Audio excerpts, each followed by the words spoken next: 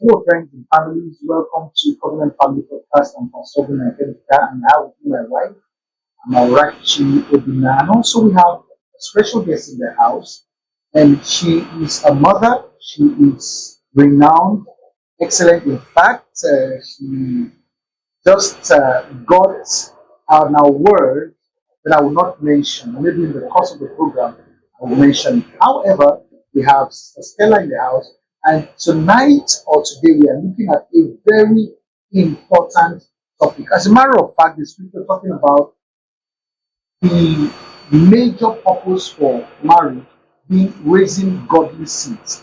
And today we're looking at raising emotionally intelligent children. I'm sure it's something you want to hear.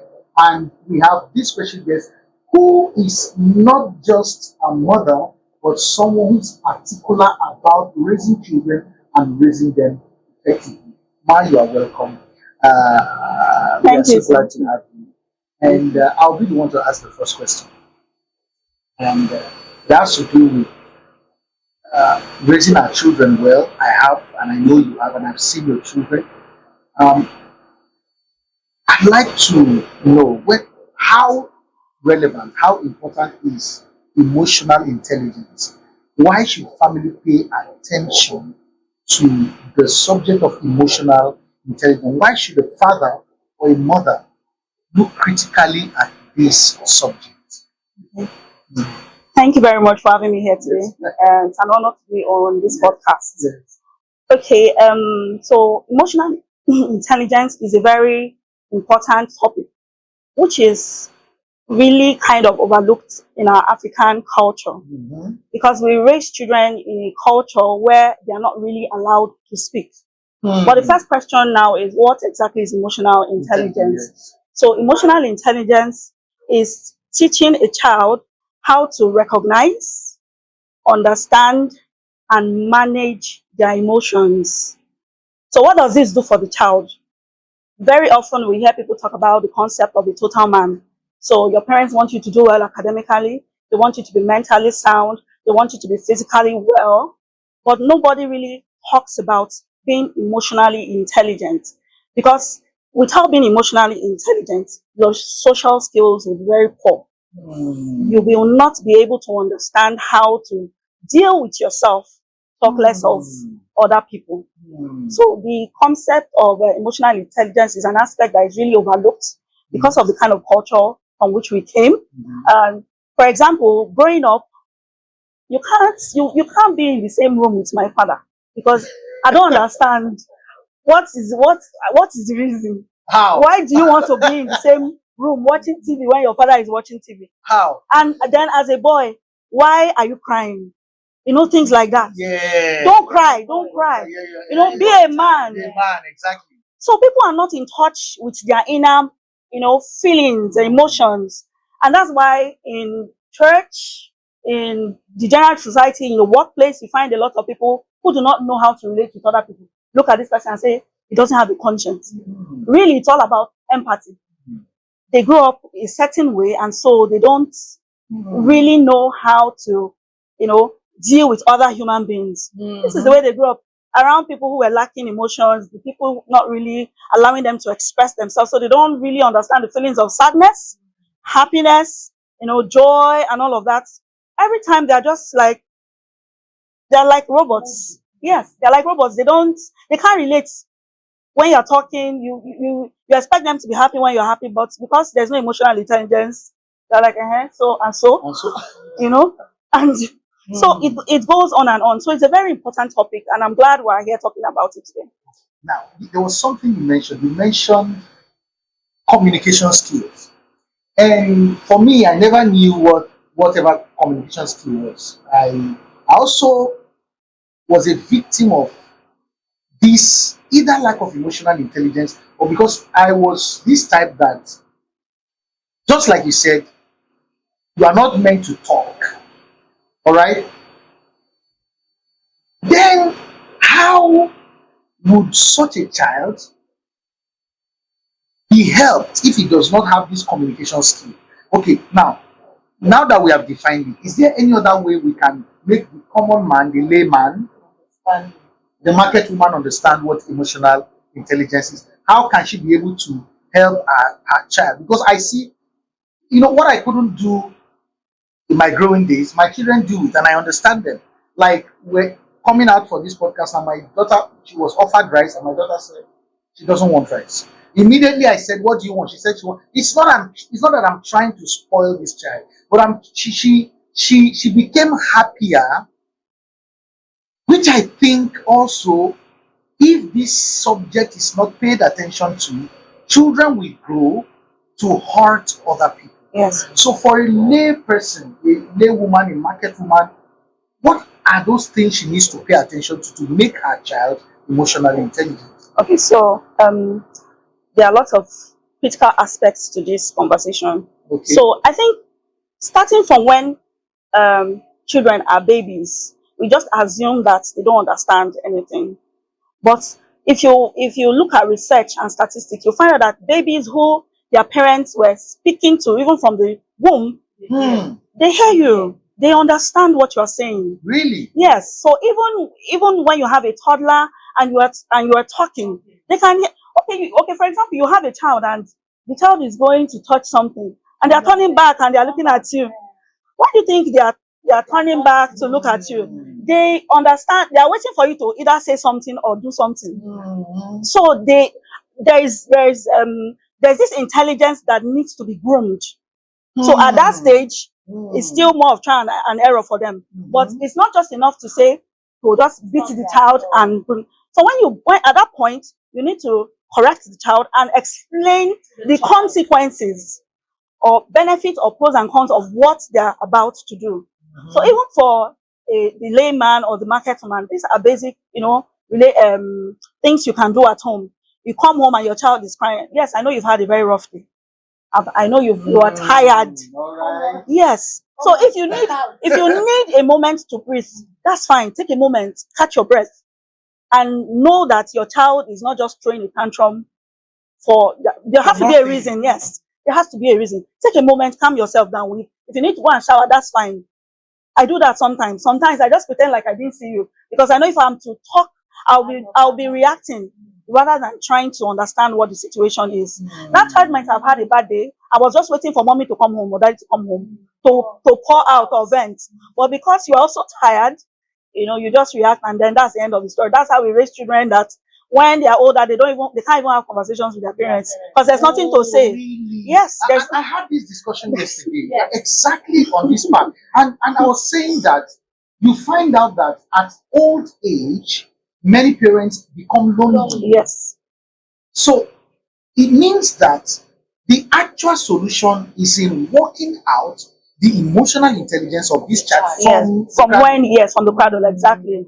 So that's the temptation to take the easy way out, shouting, beating is there. But look at the kind of crop of people that the society will have to deal with in the society now. So does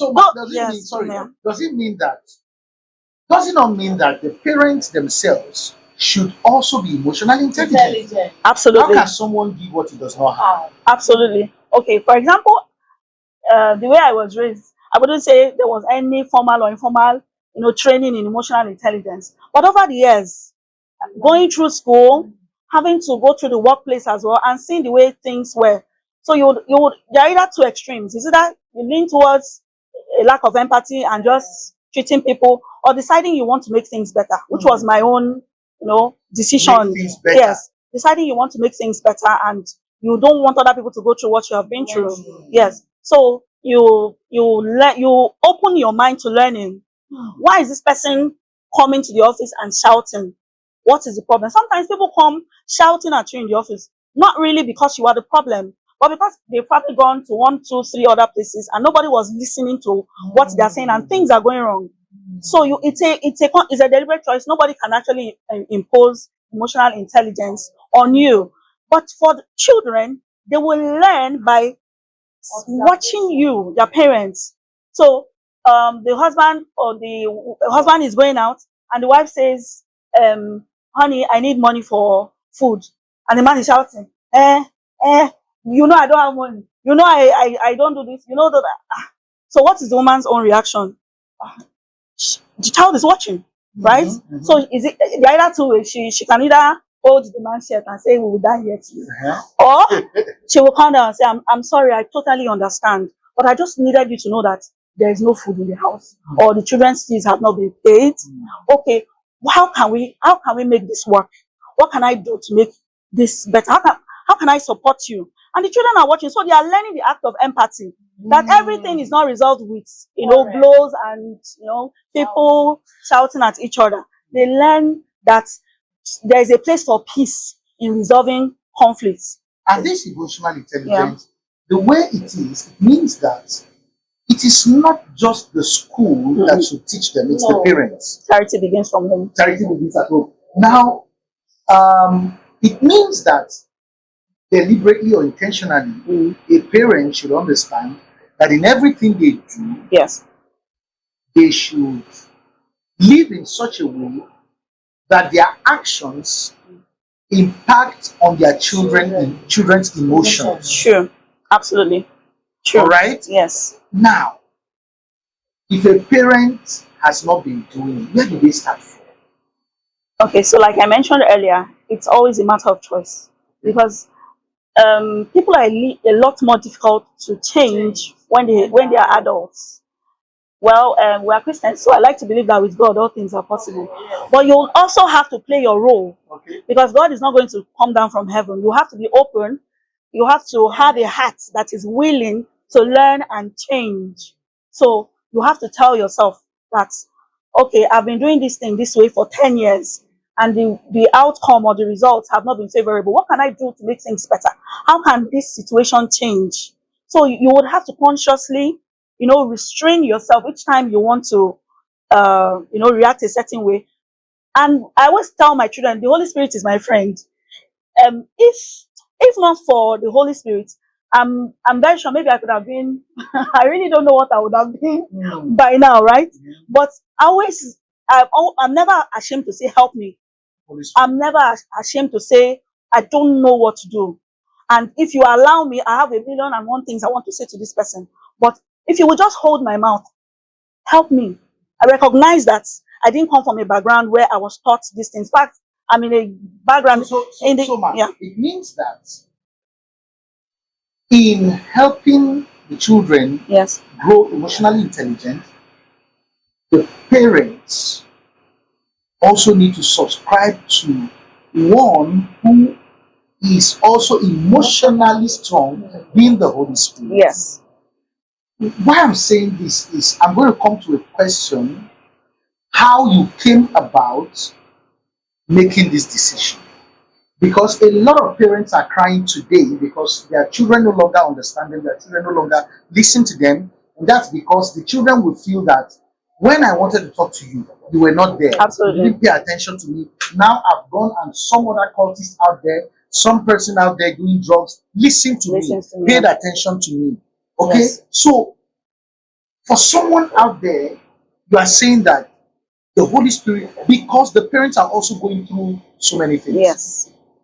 And the ability to manage these stuffs and still pass out quality emotional brilliance to the children, meaning that the parent need to have some kind of capacity and help from the Holy Spirit, right? Yes, absolutely. Okay, so now in such situation where this person is not a Christian, and was raised in some kind, let me put it this way so that we come from there. What are the advantages of being emotional? I know you've mentioned one, which is communication skills. Yes. Number two, they're able to relate well with other social skills. Yeah. Okay. So, but like, what are the advantages? Looking at the Nigerian society, what are the advantages? Now, I remember a young lady.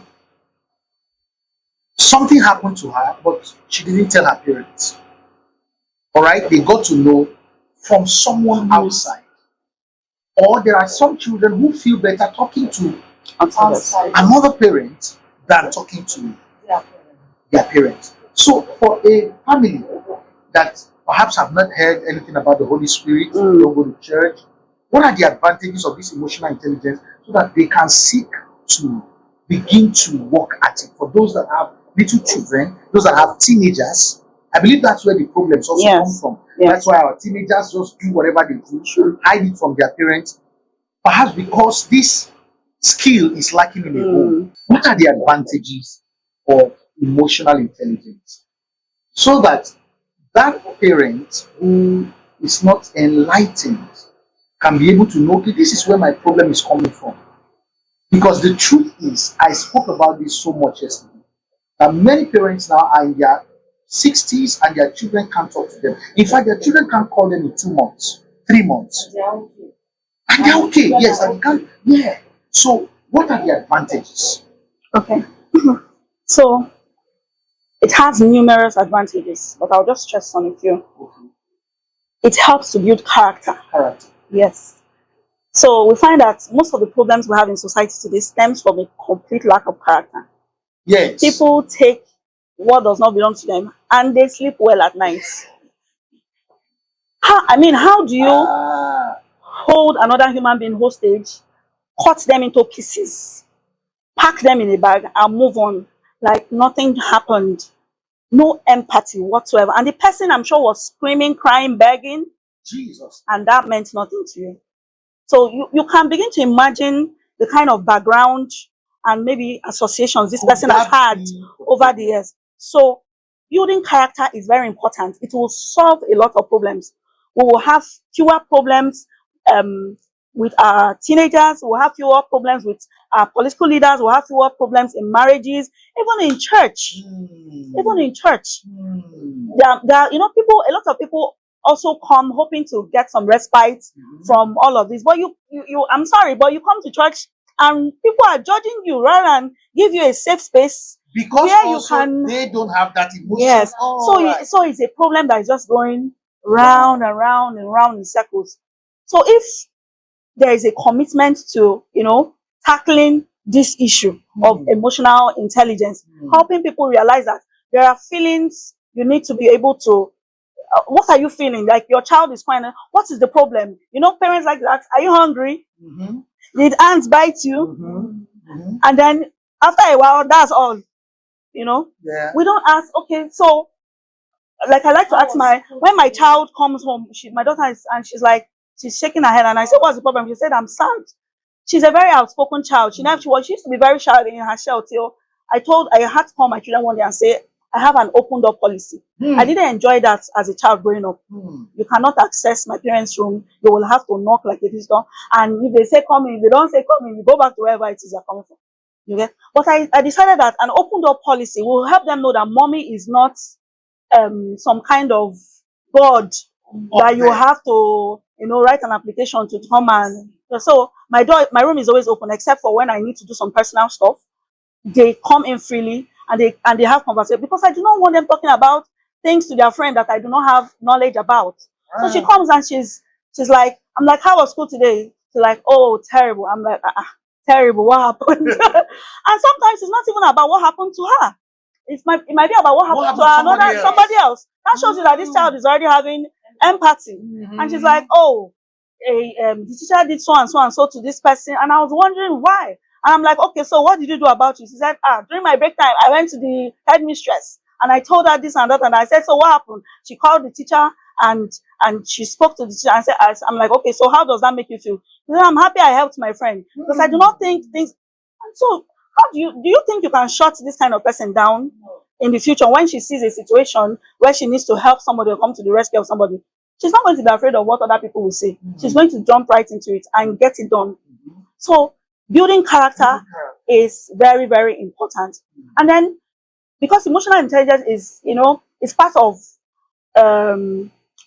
what you need to have in place for you to have functional social skills. You see some people, they're like recluses. So I'm an introvert.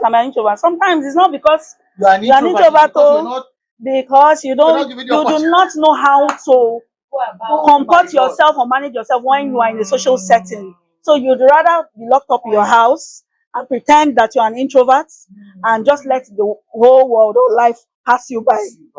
And so that's not a very good thing either.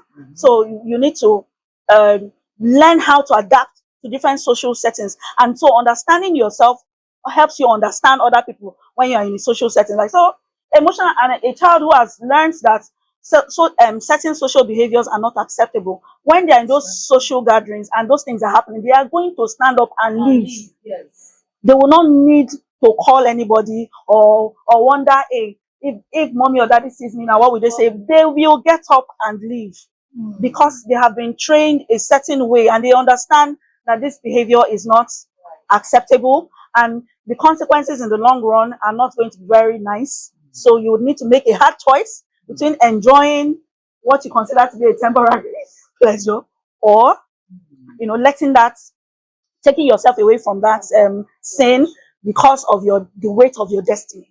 And then just so there are numerous benefits, even in academically, because you know how to you hear that children are afraid of maths. Growing up, oh, I was terrified of maths. I was not afraid, I was terrified. And it didn't help that I had teachers that rather than sit down and try to understand that every child learns at a different pace. They beat you, you are olodo, you are a slow learner, you are this, they will beat hell out of you. And they do not understand that some children are autistic. Not every child who looks normal is normal in quotes. Yes. I'm not saying there are, any kind of disabilities, but some children have different learning paces. And so by the time you've told me that I'm an olodo, I do not have the capacity to understand what you are saying, I will recoil. And each time I have to deal with you, I come from a place of fear rather than curiosity to learn. And so it goes on and on and on. And before you know, that child's performance is declining. I'll just give an example. My children were doing very poorly in mathematics. And I said, what is the problem? You are in a very good school. Do your teachers not come to class? They come. Do you not ask questions in class? Are you not allowed to go to a teacher to say, oh, I'm having trouble in this subject or in this topic? I said, we ask. I said, so what exactly is the challenge? I couldn't point my finger at it. And I said, okay, fine. We'll have to jump on an intervention. Let's get you a lesson teacher. But you also know that we've tried lesson teachers in the past. So I was able to find someone who was almost like from their own generation, could speak to them in their own language, could put them at ease. So it was not like a master subject relationship. I do not know how to explain it. But when he's around, he's like their friend. Before they even jump into the subject for the day, they are gisting. So they are calm. They are ready to learn. They are ready to tell him, oh, when he's talking, they're not afraid to ask questions because he's not going to tell them, you are a slow learner. You mean I've been wasting my time for the last 20 minutes and things like that. So I'm telling you that in the next exam they wrote, after that guy taught them for like 3 months before he left because he got another job. When the results came out, I'm like, is this my children's results? I had to call him to thank him and I had to give him a gift because I was so happy. His methods were different. It was they were not learning from a place of fear. He understood the way you approach children at this level. You don't come, guns blazing, so to speak. You come like you are their friend. You speak to them in a language and they understand. Also, they are calm. When you are teaching them, they can assimilate and all of that. So that teacher was emotionally intelligent. He understood what the problem was. And so he went the extra mile. In fact, I paid him for teaching maths, but he did something beyond teaching maths for me. So emotional intelligence also helps, academically. So many, many benefits. I have a question. Yes, okay, please. I would like to say something. Okay. To add up to what she just said. That's to tell us that this emotional intelligence we are talking about is not just for parents and children. That means it's not just for parents and children. It should also be for bosses, because if the teacher that taught them was not emotionally intelligent, he wouldn't be able to pass this information for them to understand. Something happened and somebody was talking to me and said, he is a very hostile person. So when he got to meet Pastor, he was working with Pastor in the office. So when he got to work with him, he just feel, this one is just a new person. Maybe he's just trying to pamper me because I'm a new person. So, but he said, pastor would give him job to do. He will do so many errors on it, and he brings the assignment. And pastor will call him and say, come. Pastor will laugh and say, come. See, this is how to do it. This is how to do it. This is how to do it. He will go back. The next time he's bringing it again, the same error. The next time again. So he felt, why did he just say, why would this man not just carry this paper and hit me on the head? If it was other bosses, that's what they would have done. He said he picked it from there. He said he would come to our house. He observed that pastor had never shouted on anybody. Hey, go and fetch me water. So when the wife came to meet him, the wives looked at him and said, change. Are you faking it? So that's to say, emotional intelligence is not just for parents and children. Teachers should also have it, because that's what you pass to the children also. The bosses in the office, you should also have it. Pastors, you should also have it, because if the person working with you does not have emotional intelligence by getting it from their parents, you should be able as a boss to pass it through that person. Then it helps the person going home to pass it to his or her family members. From there, we get a better community. Just like she said, that emotional intelligence comes or has a possibility of building good character.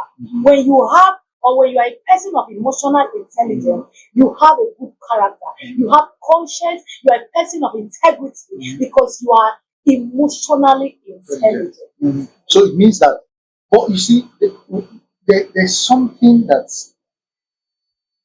the African believes that now, I know it's scriptural to correct the child with a rod.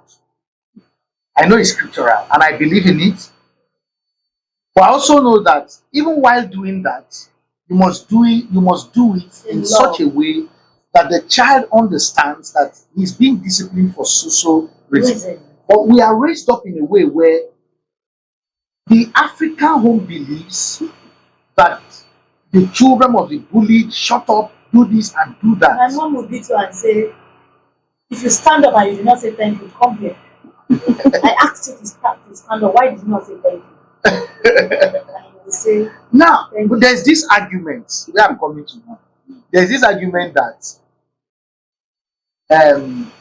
that is why our generation or their generation is better than the Gen Zs. That because these Gen Zs were raised with kids' gloves, they are now misbehaving. What do we have to say about that?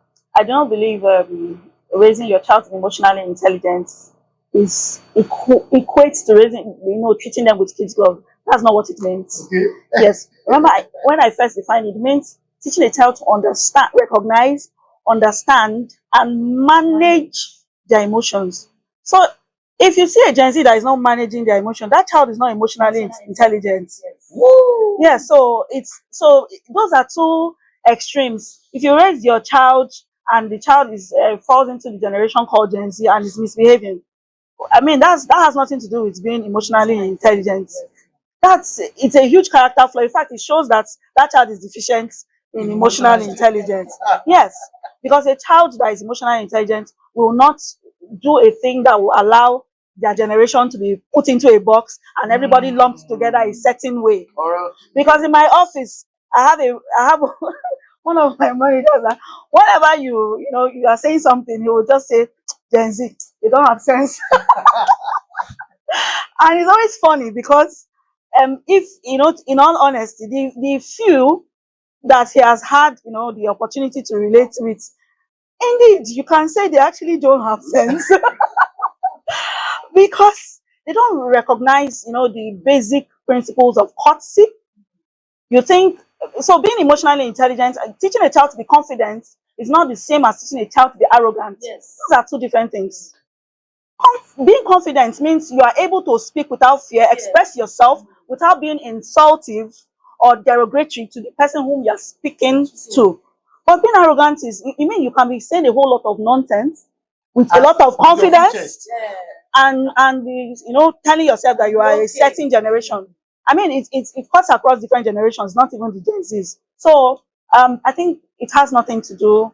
A certain generation misbehaving has nothing to do with emotional intelligence, so to speak. In fact, it shows that that child was not raised in a way that they were not given a platform to be able to express themselves, for their parents to recognize their emotion or teach them how to manage it. So let me ask this one. Okay. Because we would round up. But let me ask this one. Okay. Now, in our growing days, it's difficult for a parent to come and tell you she's sorry. In fact, it's not in the let me say, do I say the so I don't just but what I'm trying to say, for the parent to come and say, I'm sorry. They'd rather die first. Exactly. It's you that will say you are sorry. You understand that kind of thing. So like, oh my God, yeah. I want to raise my children in a way, by the grace of God, that they can be able to love outside. They can see somebody on the road dying and stop and help. Not just have any sense of feeling at all. So what I'm trying to say is, where we feel that, or parents feel that, why would you tell your children sorry? You give birth to them, you feed them. How do we balance this now? Where does it come in? Because let's strike a balance so that parents can know what to do. Should we, at any point in time, would it not make the children feel they can ride on their parents? Okay. So how do we strike a balance? Okay, like the Bible will always tell us, while the earth remaineth, seed time and harvest, you will never cease. You sow love, you will reap love.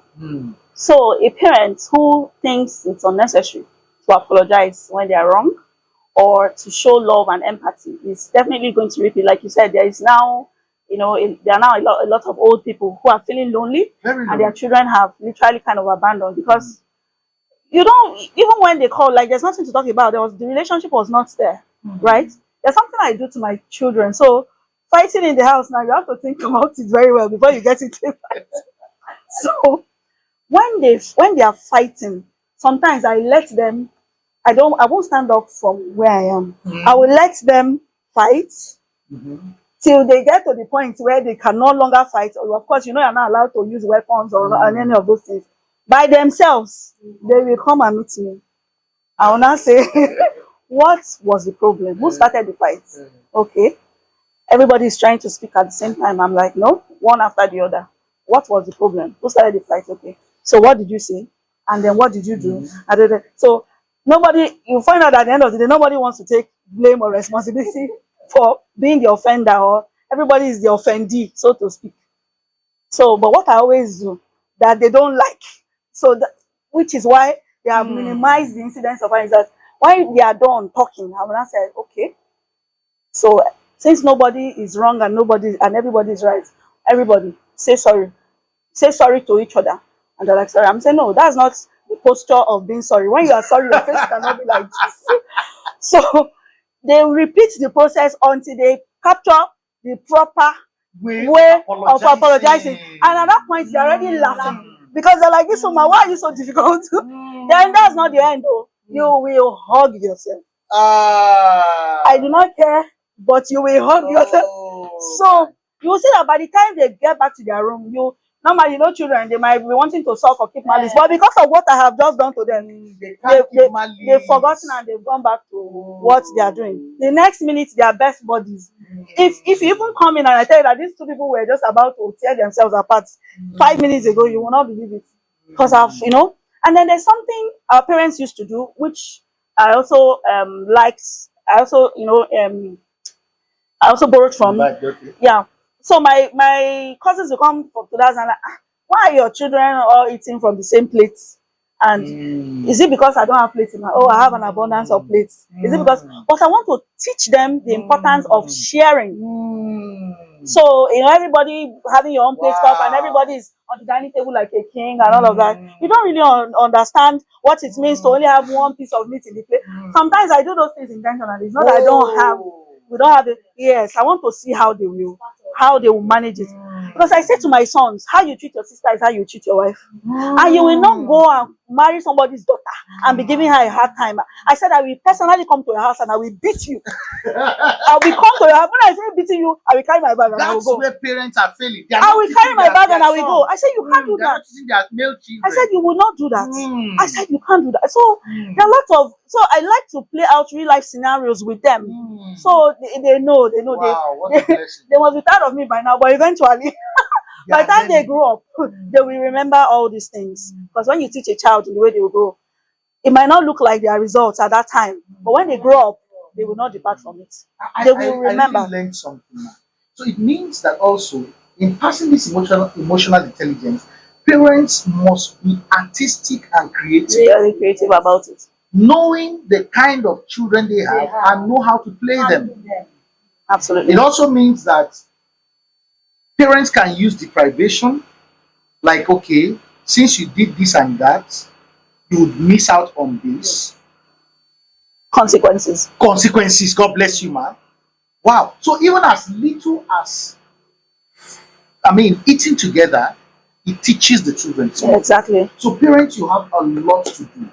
But I think watching programs like this is what helps you. And then asking questions as well. Thank you for joining us. I'd like you to share and comment and ask your questions. The subject of emotional intelligence is something everyone must begin to cultivate. Until then, thank you and bye-bye. And I want to appreciate our dear sister Stella. I want to thank my wife also. God bless you. Thank you. Thank you for having me. Bye. Bye.